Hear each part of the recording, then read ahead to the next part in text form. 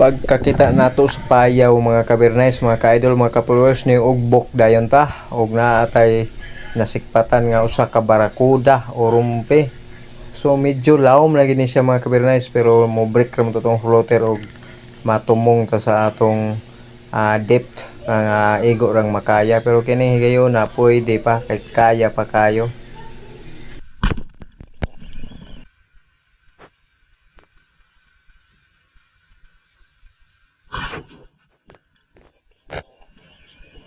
Ni urong yun siya maayo og nagpatira ra gyud magpakaon gyud ng isda.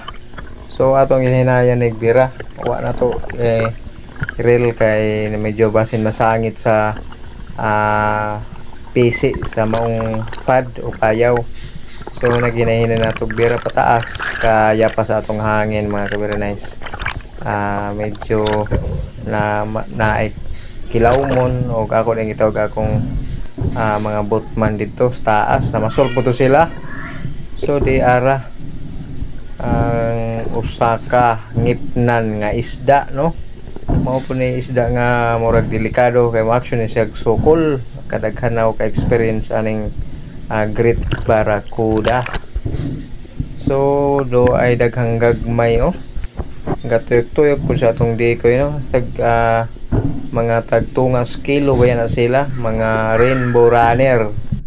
So mag-amping gyud ta ning mga klase sa ngipnan nga isda. Hinay-hinayan natog sakbo ning ikog og hinay-hinayan po natog tuok ning iyang liog.